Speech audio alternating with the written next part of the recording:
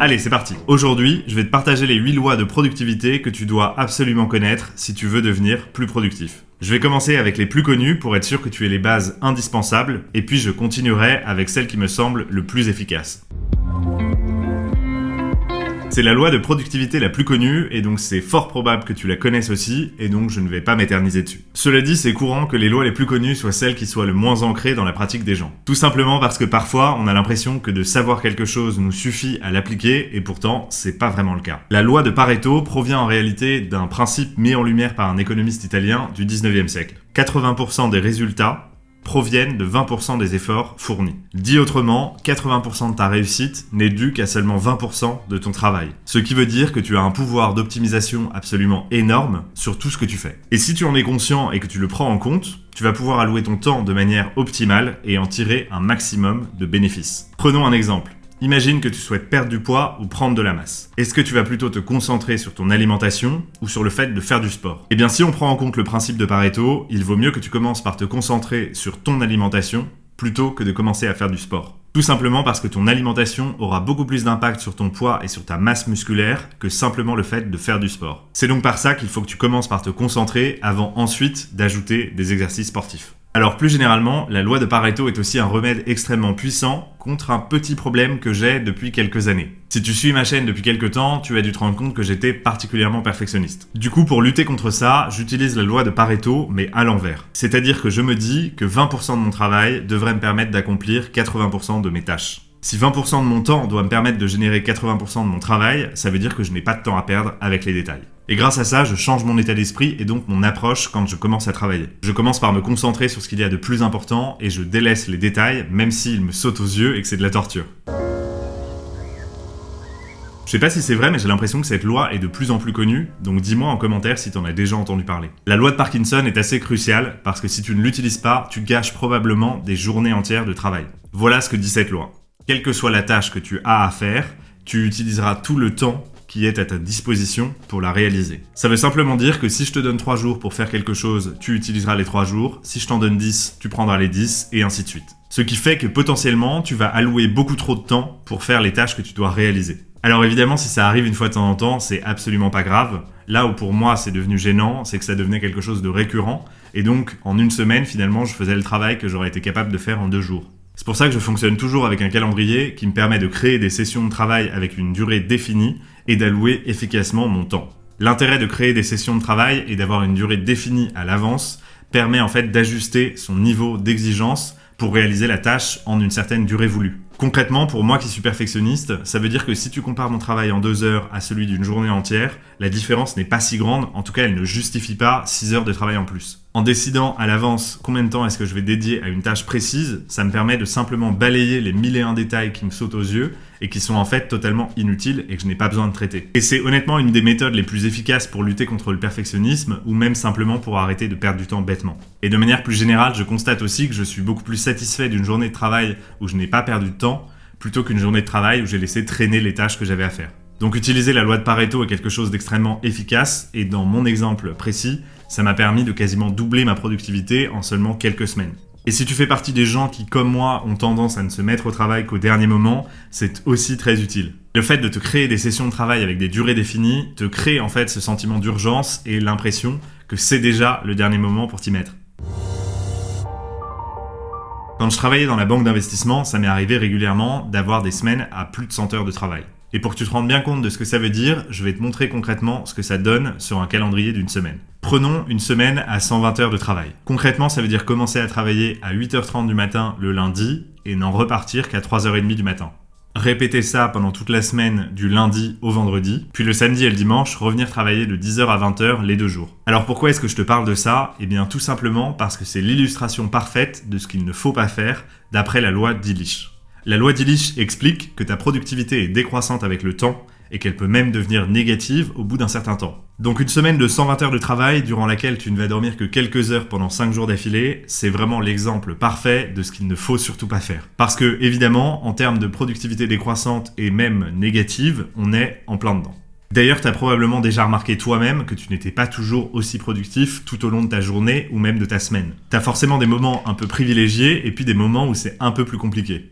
Donc la loi d'Illich est en fait un rappel pour ne pas oublier de faire des pauses régulièrement. Elle vient aussi souligner le fait que la solution n'est pas toujours de travailler plus dur, mais peut aussi être de faire une pause pour travailler mieux une fois reposé. En fait, travailler toujours plus dur ne peut être une solution que temporaire, parce que dès que tu y seras habitué, tu seras en fait habitué à être beaucoup moins productif sur des journées rallongées. En plus de ça, si travailler toujours plus dur finit par impacter ton sommeil, tu vas finir par rentrer dans un cercle vicieux, et en réalité, tu te seras juste tiré une balle dans le pied. Alors j'ai pas le temps de rentrer dans les détails en ce qui concerne le sommeil pour cette vidéo, mais si jamais ça t'intéresse, dis-le moi en commentaire et je pourrais faire une vidéo sur l'impact du sommeil sur ta productivité. Mais en résumé, si tu touches à ton sommeil, tu vas complètement te dérégler et là tu risques de passer en productivité négative. En fait, en ne dormant pas assez, tu vas avoir des problèmes de digestion, ton corps ne sera pas assez reposé et ton repos sera beaucoup moins réparateur. Et donc tu vas te mettre à douter de tout et tu vas finir par être contre-productif. En fait, tu risques de passer des heures sur des choses peu importantes et tu vas avoir beaucoup de mal à te concentrer et donc à être efficace. Un des conseils qu'on entend le plus aujourd'hui, c'est le fait de ne pas faire de multitasking. En réalité, c'est pas vraiment ça le problème et tu vas vite comprendre pourquoi. Quand on parle de multitasking, ce qu'on vise en réalité, c'est le fait de passer sans cesse d'une tâche à une autre parce que c'est ça qui tue ta productivité. À chaque fois que tu arrêtes de travailler sur ta tâche principale pour répondre à un mail, écrire un message ou prendre un appel ou n'importe quelle autre distraction, il te faut 25 minutes en moyenne pour retrouver ton niveau de concentration initial. Et c'est tout le propos de la loi de Carlson, c'est de dire que tu prendras moins de temps à faire une tâche de manière continue que si tu la réalises de manière discontinue. Imagine le temps que tu perds et le potentiel de productivité que tu pourrais gagner simplement en cessant de regarder tes mails plusieurs fois par jour, voire même toutes les heures. Et je prends l'exemple des mails, mais ça concerne absolument toutes les distractions. Le collègue qui vient de taper sur l'épaule, toi qui reçois une notification sur WhatsApp ou n'importe quoi d'autre. Et contre ce problème, il y a en fait deux solutions. La première solution, c'est de planifier une session de travail dédiée à la lecture et à la réponse à tes mails, une fois par jour au minimum et plusieurs fois si c'est nécessaire. C'est le seul moyen de réduire la distraction que peuvent générer des mails ou une messagerie d'entreprise. La deuxième solution, c'est le fait de supprimer les notifications de ton téléphone. Alors peut-être que ça te semble un peu extrême, mais dans ce cas-là, je t'invite à reconsidérer ta vision de ce qu'est une notification. Personnellement, depuis que je vois les notifications comme le fait que quelqu'un vienne mettre une alarme dans mon téléphone contre mon gré, je n'ai plus aucun problème à les supprimer entièrement. Et si vraiment tu trouves ça trop dur, tu peux au minimum les mettre en pause pendant plusieurs heures dans ta journée quand tu travailles.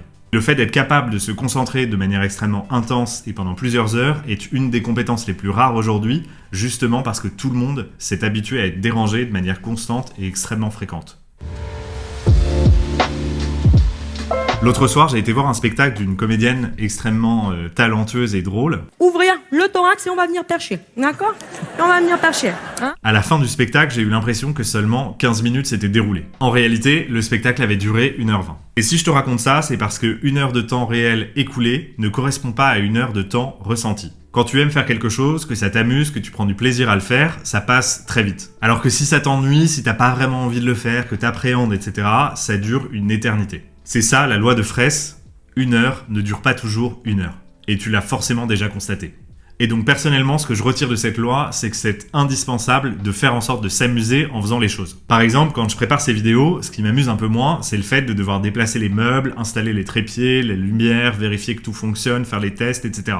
Bon bah du coup, pour rendre ça un peu amusant, je mets de la musique, je danse un peu, je prends mon temps et je fais en sorte que ce soit marrant. Et ben faut que tu fasses exactement pareil dans ta vie. En plus, je suis sûr que chez toi, déjà, quand tu dois faire la vaisselle, faire du repassage, faire le ménage, etc., tu mets un podcast ou t'écoutes de la musique. Donc faut pas hésiter à appliquer ça dans tous les autres aspects de ta vie où ça peut être utile.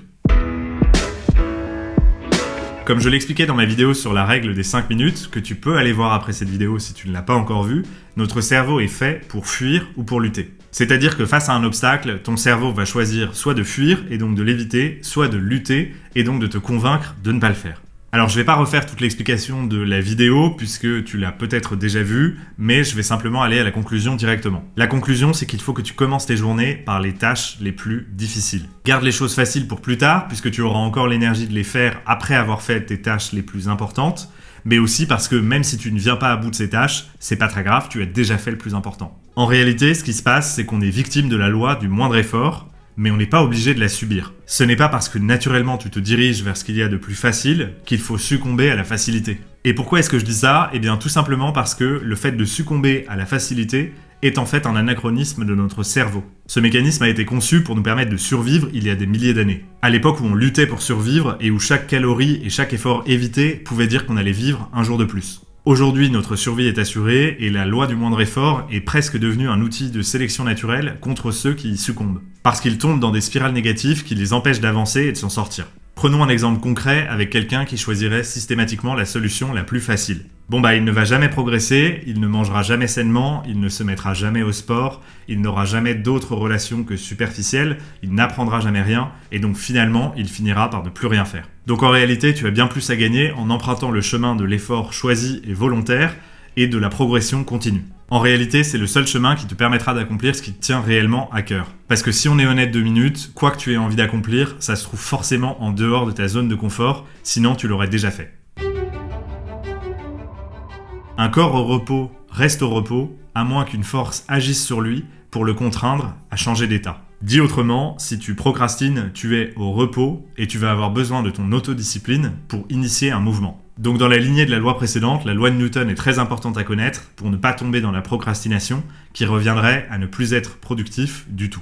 La solution à ce problème, c'est l'autodiscipline parce que c'est ça qui va te permettre de sortir de cet état de repos et de te remettre en mouvement. Et une fois en mouvement, il est beaucoup plus facile de prolonger ce mouvement que de se mettre au repos. C'est pour ça que la loi des 5 minutes fonctionne. Et si ça t'intéresse de savoir comment avoir de l'autodiscipline, tu peux aussi regarder ma vidéo dédiée sur le sujet après cette vidéo. En attendant, garde en tête que si tu dois commencer à travailler sur un projet, l'essentiel c'est de commencer par t'y mettre, même si ça n'est que pour 5 minutes.